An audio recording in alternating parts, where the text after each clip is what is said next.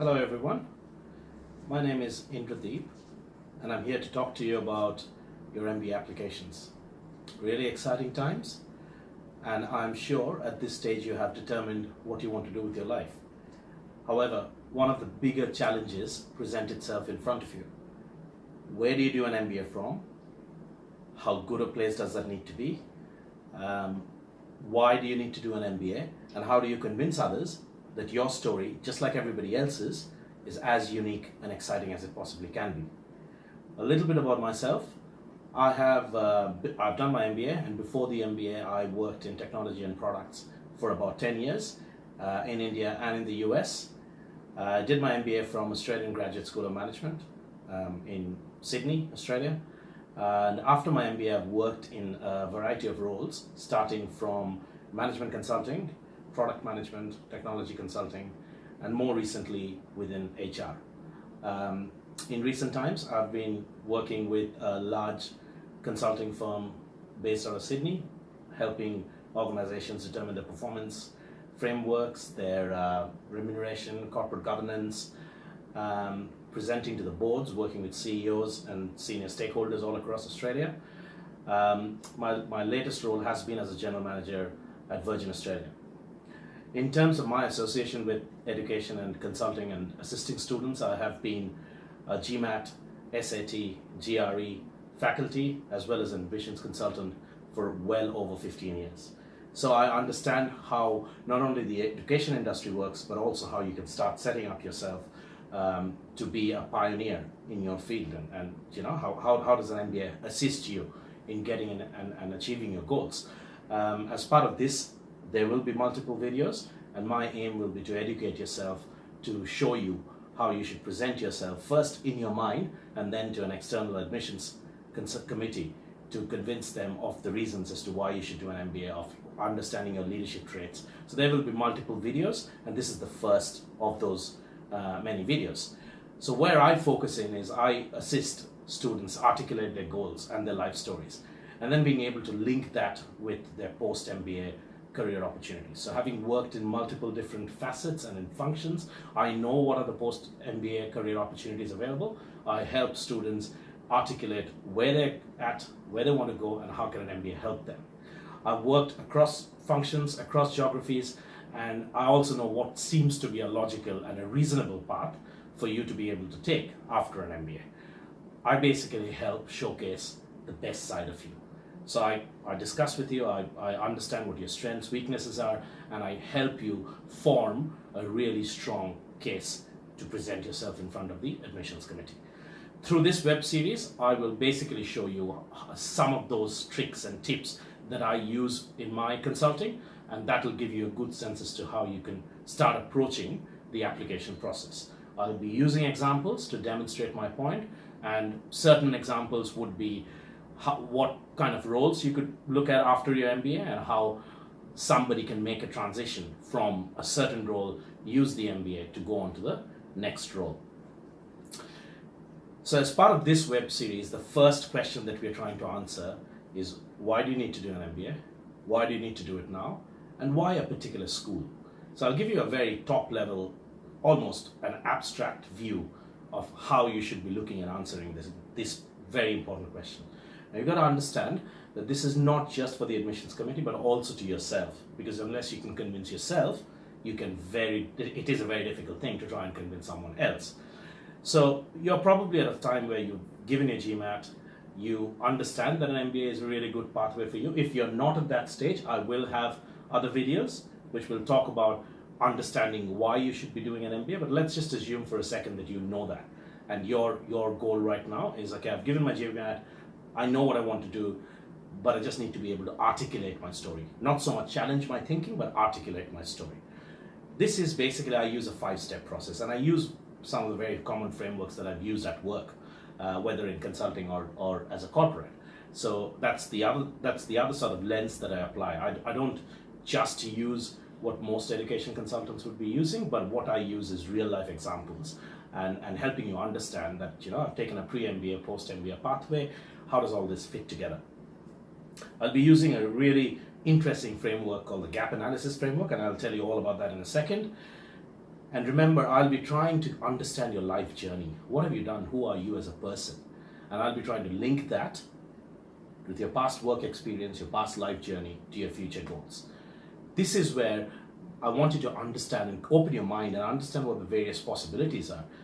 And also to the point whether this career path is actually a good career path for you, whether it's logical, whether it's the next step, whether it's something that you can actually achieve, and whether the school is actually, well placed to help you achieve that goal.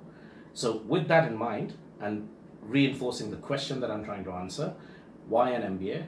Why do you need to do it now? And why this particular school? Let's look at the 5-step process that I would be using, and I would be encouraging you.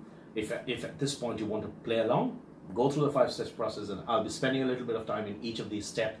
Look at this step and try and think about in your mind how you would address this. Trust me, once you get to the end of the 5-step process, you would have a really good, compelling story that sounds logical, well thought of, articulate, and showcases your strength and showcases who you are as a person, and hopefully helps you become the best self of who you are. All right, so let's look at the step 1. At this stage, I want you to think about your background, and I want you to think about your background in a very critical and posing questions to yourself, right? So normally I look at background using 4 categories. Your family, what have you learned from your family, from your cultural background, your who you are as a person. Have you had diverse backgrounds? So did your parents were your parents from the army? Did your parents live in one state and then moved around? Everybody has a story, and my role is basically helping you question those and understand and think through. So think about it in your mind. What has your family taught you? What experience has your family given you? Maybe your father was working as a government officer. That's completely different growing up to, let's say, someone's father working in a private sector, or someone's father working in the army. And they all have a different element of your story, right? So first stage is just information gathering. Think about what did your family give you, cultural background. Second one, your education, right? So you made certain choices. You had a choice after year 10, then you had a choice after year 12 in terms of your graduation. Some of you might have done a post-graduation degree. What are the choices and why have you taken them? At year 10, a lot of Indian students, for example, say that they picked up science in the year 12. And is that the reason? Is the reason that they were being forced into that, or is there another reason to it? Did you actually enjoy science, or did you not? And as you can see, if you did enjoy science, your life story is slightly different from someone who didn't really think about it. So that shows that they weren't really interested in picking up, and they just did what they were told. Nothing bad about it, but it's just an interesting dynamic to be aware of. The third one, work experience. Which sort of company did you work for? Why? Did you change your job? Did you take up more additional responsibilities? All of these, again, very unique to you. Every time you're thinking about these things, you've got to realize in your mind that you don't want to say something that the person sitting next to you can also say. This has to be all about you. So I encourage you to, when you're thinking about these things, to start thinking about what is so unique about me. What have I done? What have I learned from my family, from my work experience, from my education? And the fourth thing, from your hobbies and your extracurriculars. Again, really important, as I'm sure you've heard, it's very important to show that you've done something outside your work, and it absolutely is.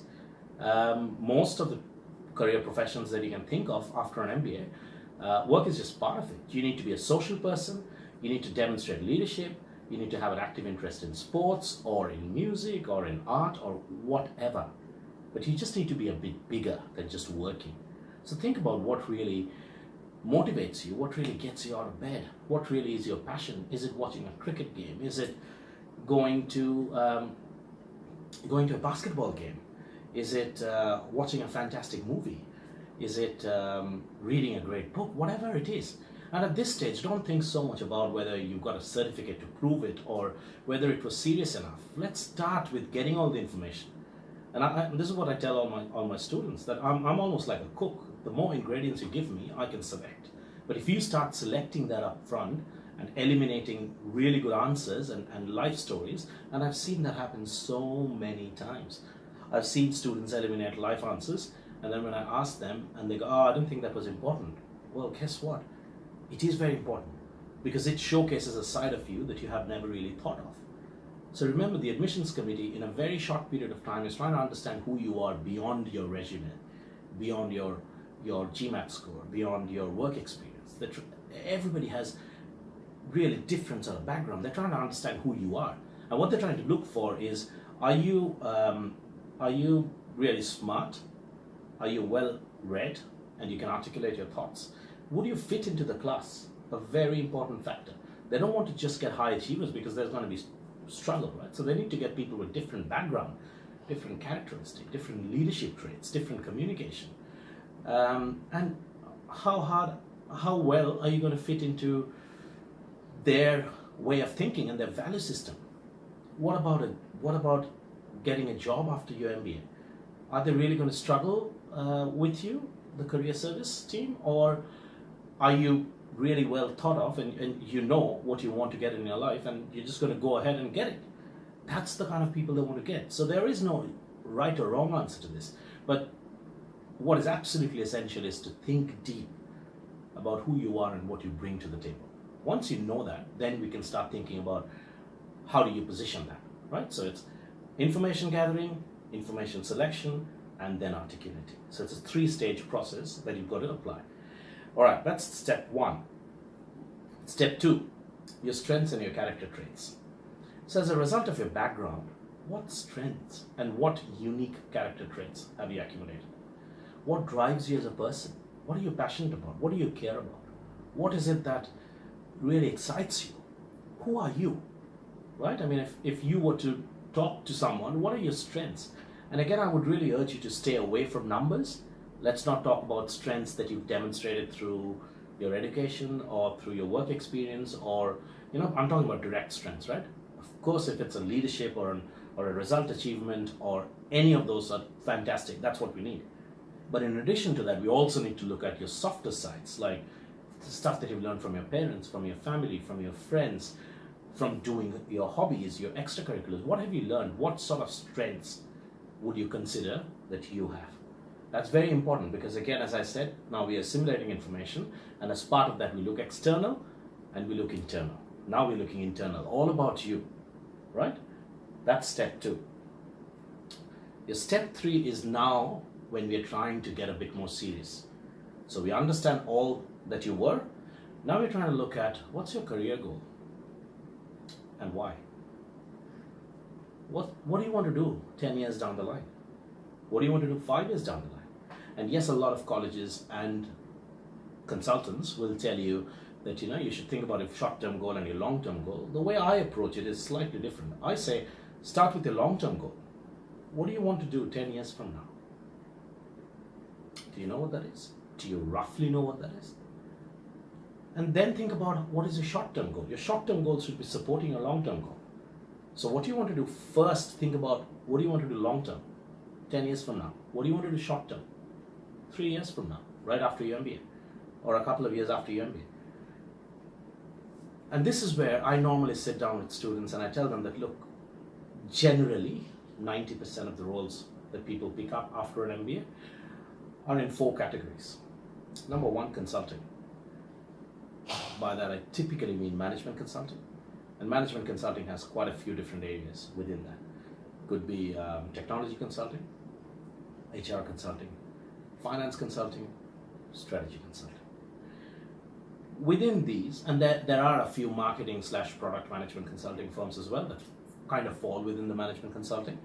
But these are the sort of main categories of roles. Apart from consulting, there's also a slight variation on that, which is like an advisory sort of role. And in my mind, the kind of difference between the two is an advisory role will go in and work with a client to not only just advise on a report and walk out, but also work through the implementation of that report. So to give you an example, a consulting firm might go in and help formulate a 3-year strategy for a business unit, or that same company might go in and say, okay, that's your strategy. In order to achieve your strategy, these are the top 10 initiatives. In order to achieve initiative 1, this is where your project management looks like, and then start putting in some of those best practices, right? So as you can see, they're fairly similar. Advisory, in my mind, is providing advice on an ongoing basis, whereas consulting is more like a project basis. That's how I differentiate. A lot of people don't, it doesn't matter. At the end of the day, they're all within the broad umbrella of consulting. The next role is a corporate role, a functional role, a role that you do within an organization, right? You could be a product manager, you could be an IT manager, you could be an HR manager, you could be a finance manager, you could be a sales and marketing manager, or an operations manager. You could be any of that as your short-term goal, with the aim that you want to work within a corporate for a considerable period of time, right? So start as a manager, move into a senior manager, move into a head of position, move into a vice president position, move into a general manager position, and then subsequently general manager would be looking at that particular business unit, and then from a general manager you could become like a group executive level, which is reporting directly to the CEO and all in all in charge of that particular function that you're working in. And that could take 5 to 6, sometimes up to 10 years, and that's a good career path to have. But that's different to consulting. And in a later video, I'll talk to you about what the differences are predominantly between a consulting role and a corporate role, but there are quite a few differences. The third pathway is an entrepreneurship. You could want to do something on your own. A word of advice, this needs to be well thought of, right? So what we don't want to say is, I want to be an entrepreneur. That's great, but in what? What problem do you want to solve? Why do you want to solve the problem? How big is the market opportunity? Why do you think that's a problem? And how do you think you can differentiate a product? Now, obviously, they don't want to know how you're going to price your product or how do you build your sustainable competitive advantage. That's where an MBA comes in. But at this stage, they at least need to know whether you're looking at solving a problem which is $5 million, or are you looking to solve a problem which is like $100,000? And is it North America based? Is it India based? Is it Europe based? Is it China based? Where is the problem most likely to be localized? The fourth sort of role, which is predominantly, which is really a very popular role, and I personally have a lot of respect for that role, but it's kind of focused and narrow in its geographic reach, and that is working as an investment banker, a private equity, or a venture capital funds. For obvious reasons, these roles are really hard to get in, and you need to demonstrate strong mathematical skills as well as complex stakeholder management. But we'll come to that in a second. In subsequent videos, I will be talking about how these roles are different and what sort of skills do you have or you need to have in order to make a career in these roles post your MBA. So what I want to do right now is for you to just have a think about, out of these 4 categories of roles, which role do you want to do, and equally why. And there are a few reasons in order to think about the why. Some of them could be based on your prior background. So this is what I've done. This aligns well to what I want to do. For example, you've done technology, product management seems to be an obvious option. You worked in a sort of services firm, consulting seems to be an obvious option. You worked with numbers and you're really good with formulating hypothesis and testing the hypothesis. Consulting or private equity or investment bank could be a good option. So there are many ways in which you can build the story, but remember, what is important is a why. Why do you want to do that? A lot of the students falter at this stage because, in my opinion, they think that they just want to do a strategy consulting role. How many strategy consulting firms are there in the world? Very, very few. So although management consulting is definitely achievable, strategy consulting is a niche, and very few companies, maybe McKinsey, Boston Consulting Group, Bain, probably Strategy and some of the boutique companies, right? LEK Consulting is a big company, but it's not boutique. But then every region and geography has their own sort of boutique, 10 to 15 member companies, and I would say about 20-30% of their project is strategy work. So you've got to be a bit careful when you say strategy consulting, because although it's like the cool and hip thing to say, it's not really a career option a lot of people have. That's where I come in.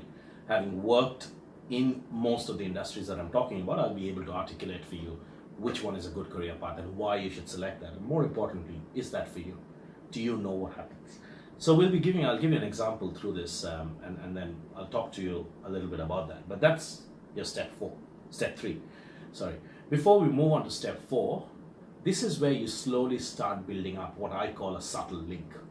So what you're trying to get at is, this is where I'm in my career. I understand where I am. I understand my strengths and my character traits and all the rest of the story. And this is where I want to go. Now, I can't really get there without an MBA. And that has to be fairly obvious. Like, if, as I said, if you are a finance analyst, a business analyst, and you want to work in a private equity firm, very hard to work your way through that. It's going to take you 20 years. Because you've got to be an analyst, and then you start taking on more roles, and you become a team leader, then you could be a manager, and then that's where you kind of get stuck for 5 to 10 years, and then from a manager you become a principal, and then a partner advisor. So you're looking at 20 years. One of the ways in which you can if that's your career path and you're really confident about that, one of the ways in which you can circumvent this is to do an MBA. So you invest 2 years, but then rather than spending 10 years to go from here till the end of the managerial path, you go bang straight into the managerial, because you understand how to manage complex stakeholders and you understand how to think strategically, which a lot of business analysts, by nature of their job, might not know. They might know as a person, but because of the work that they're doing, they're not required to demonstrate that strategic thinking. So this is where you, as I said, you slowly start building up the link that you cannot really achieve this in your current career trajectory. And you really need an MBA for this. Why? You kind of understand what skills you have and what you're missing and what you need to build. There's no point in waiting. Now that you know where you want to go and you know where you're coming from, why wait? It's just going to waste time. Or you're really struggling performing the duties of your role because you're kind of stuck, or you've lost interest in your role. Any of those could be reasons, as I said, as to why you need an MBA and why you need it now. But linking it to your background and where you want to be is MBA, which is your step 4. So step 4 is understanding a short-term goal. Remember, we started with the long-term goal and we brought it down to short-term goal. This is where understanding your short-term goal and you link your goals to the skills and traits that you need, not have, or the skills and the character traits that you need. Let me give you an example with one of the most common post-MBA career paths. Let's look at a management consulting. Right. So you do an MBA and you get into a company, which could be either the large ones, like as I mentioned, McKinsey, BCG, Bain, or it could be the accounting firms like Deloitte, KPMG, PwC, EY, or it could be a boutique firm, or it could be an HR consulting firm, or it could be a technology consulting firm. Whatever you look at from a management consulting, there are certain specific tasks that you need to do, right? I'll give you 4 of those specific tasks, and then we'll look at what skills you actually need to deliver on the tasks. So if you think in your mind that there's a table where you've got what are you doing, what skills do you actually need to deliver on those, and do you have it or not? So 3 columns, right? So let's look at the first one. One of the big skills that you need as a management consultant is that you've got to work on multiple projects. Some of them strategy, some of them marketing, some of them performance, some of them organizational design, some of them culture based, some of them evaluation based. That's the task. What skill do you think you need? You need to be aware of how to do the task. And more importantly, what is the subject matter for that, right? What do you mean by marketing? What do you mean by evaluation? What do you mean by strategy? How do you formulate it? Now, this is where every company and every consulting firm has their own nuances, right? So a McKinsey way of formulating strategy is completely different from a Bain and BCG. Some of them even do it the other way around. Some of them go in and brainstorm. Some of them do a research. Some of them present different alternatives, whereas some of them present the top 2 alternatives. Some of them more collaborative, some of them more authoritarian. But whatever it is, at the end of the day, you need to know what the topic is. So if that's your action, the skills or the traits that you need is a broad understanding of business subjects. Do you have that? Chances are, if you haven't done an MBA and you're going to do it for the first time, you don't have it. Therein lies the reason as to why you should do an MBA. To get a broader understanding of subject matter. to have a detailed and a deep understanding of different subjects.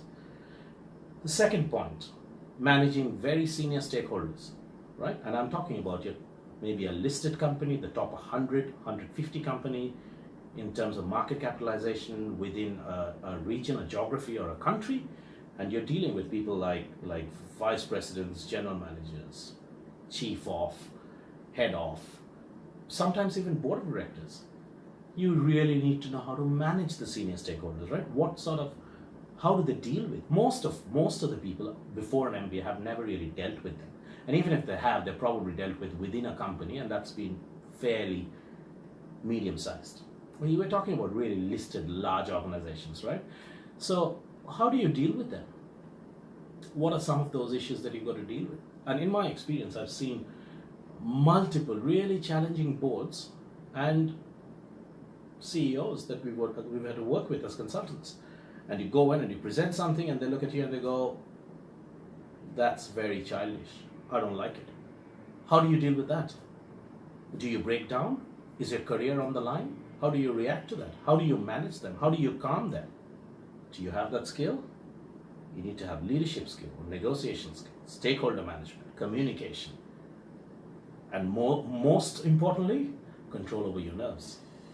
You probably don't have that now. Another reason why you need an MBA. See where I'm going with this? But in order to do this, you actually need to know what tasks each of these roles do. That's where again I come in. I've worked as most of these roles. Talk to me and I can help you understand what is it that you need to do, and thereby what skills do you need to demonstrate. So as you can see, this is really a logical and structured way in which you can approach your applications. Another one, you need to do really complex spreadsheets and really well documented reports. Most of the consulting reports are of a nature that I hadn't seen before my MBA, and I can vouch safely that a lot of you have not seen the quality of the reports. The way you think, hypothesis driven, the way you test your hypothesis, the way you present it back, the way your PowerPoint presentations need to have really solid headings. The stories should flow through that. Pyramid logic, what does that mean? Vertical thinking, what does that mean? These are skills that you'll learn in consulting. You'll probably start during your MBA, but you'll sharpen that skill during your consulting. Do you have that? Probably not. Another example could be handling multiple projects at the same time. Very, very different to anything that you're doing right now. They're all different projects where you're working with different team members who might be assigned to you, you might have selected, whom some of you don't like working. There could be a team from anywhere between 2 to 20. You don't know what your roles are in there. Some of them are principal-led, some of them are partner-led, some of them are just providing hands-on deck to assist a client. Very different ways of working. And trust me when I say this, you haven't seen this if you haven't really worked in any consulting firm before. So what are the skills do you think you need? You need good teamwork, prioritizing, helping attitude, genuine empathy and feeling what other people are saying, opportunity to brainstorm, diverse thinking. They're all very smart. Your group is going to be really, really smart. So you've got to be able to harness the power of diverse thinking, and those are the people that get a promotion ahead of the others in a consulting firm. Not only is it business development and getting more opportunities, but it's managing the client and managing people within your team. These are skills that, as you can see, you probably don't have. It's not hard to get, but it's just something that you need to go out and get. You need to go out and study and learn, and then you need to put it in practice. Yeah? All right. So step 5, which is the last step, is your skills gap analysis. So you know where you are, you know what your current strengths are, you know where you want to go, you know what skills you need. And you've also hopefully by this time done a table saying whether you have those skills or not. What an MBA will do is help you address that gap. So you look at all the skills you need and all the skills you have. The gap between them is what you will hopefully try and fulfill through your MBA. Now this is where it gets really interesting, because how do you fill that through an MBA? There are a few avenues through this. One, you will learn knowledge, you will gain knowledge, you will be educated. by professors. You'll be taking up specific courses, and this is where your research comes in. So you'll talk about what courses you want to take, what professors you want to study with, what clubs or associations or real life projects are you hoping to be part of. A lot of MBA schools have consulting clubs, and they get ex-consultants to come in, and some of them have a live case study, and some of them have brainstorming sessions, and some of them have mentoring sessions. The third one, alumni internship or recruiting companies. And the last two, which a lot of students again forget, one, location. For example, if you're going to Singapore, what is Singapore well known for? If you're going to Hong Kong, what is it well known for? If you're going to Toronto, or if you're going to Dallas, or you're going to California, what are those locations known for? Chances are most of the companies that are coming in to recruit, apart from the really big names, are going to be local. They're not going to be traveling from one state to another, particularly in the United States, where most of the states have pretty decent MBA schools. And the last one is the broader university. And again, a lot of students don't really understand how much of a value this can add. But think about it, right? If you want to get into an entrepreneurship, what better opportunity do you have than to be in a university with really talented developers and programmers and people with subject matter expertise, and you can just walk in and gain your information and learn more, not just within the class, but outside the class, right? So this is where you should talk about how an MBA is going to help you. But remember, there's another step to it. How are you going to help? How are you going to give back to the program? How will you make it memorable for others? What are you going to do to leave a legacy behind? Are you going to be part of a club? Are you going to be a student representative? Are you going to help others learn through your knowledge and through your life experience? Are you going to give back by teaching people about some specific skills that you have, or your desire that you have? What are you going to give back? And that completes your package. This time, at this stage, remember, we're not talking about word limits. We're not talking about how long the essay should practically be. All we're saying is that's the content. The next stage is to put it down properly. But unless you get the content right, as I said at the beginning, I'm a cook. I can cook only as good as the ingredients are. Lastly, to wrap this discussion up, things to remember after and during you're writing your essay. Link, link, and link. Remember the equation. Background plus an MBA will give you a short-term goal. Short-term goal plus an experience after the short-term goal has been achieved, plus an MBA gives you a long-term goal. Be as specific as you possibly can. Obviously, I'm not expecting you to say that I want to be a consultant with Accenture working in their financial services team. No. But I'm expecting you to know what kind of consulting do you want to get in. Management consulting in what?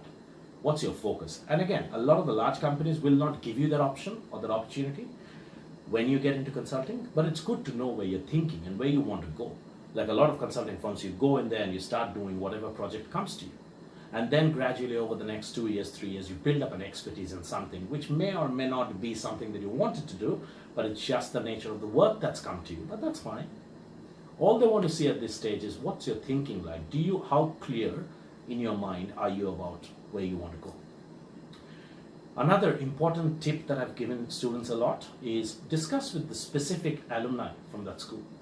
Not just to put in the name saying that I have discussed with XYZ from batch 98. No.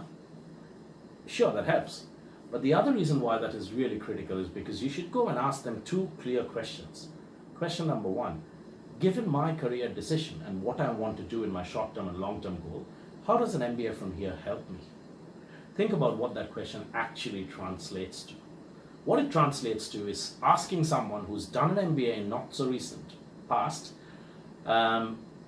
if you had an opportunity and you knew that you wanted to get into technology consulting or investment banking, what's the way in which I can maximize my experience out of that? And that will help you articulate your why this school's question much better than most of the research that you possibly can do or any generic answer.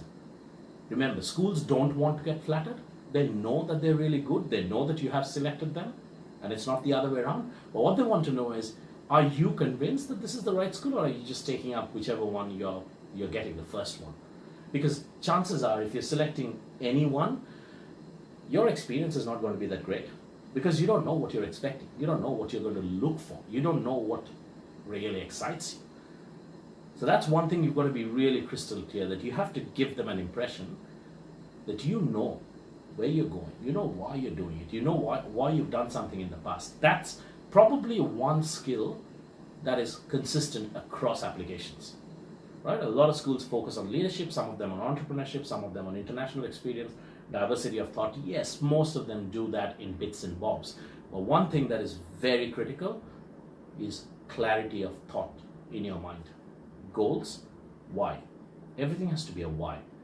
This is where your discussions with alumni will help you. Now, having done this for so long, I know what are some of those pathways. But I don't know all the combinations. Like if you ask me, UNC, product management, Michigan Ross, management consulting in HR. You can't possibly know all the reasons, all the combinations, right? But what I can do is provide you with the framework where you start thinking about these things and you start knowing what questions to ask of whom. The next point, no technical terms, right?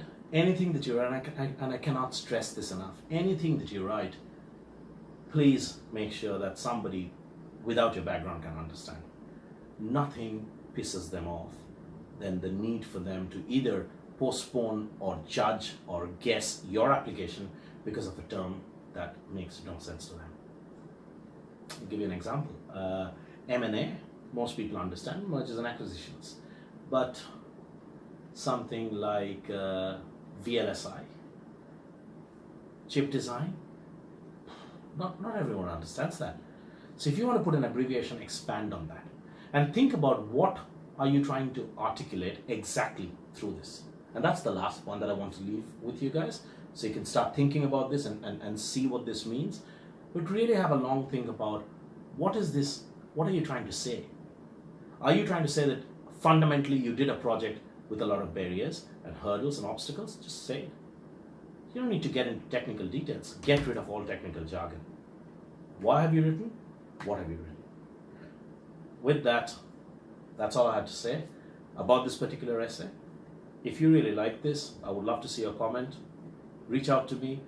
Let me know if there's any help or assistance you need through your MBA applications process, or in general, just to help you think about certain things. Like, share the video as much as you possibly can. I'll be back with a range of different videos over the next month, and my email address is below here. Feel free to drop me a note, and I would love to hear from you. So hope that helped, guys.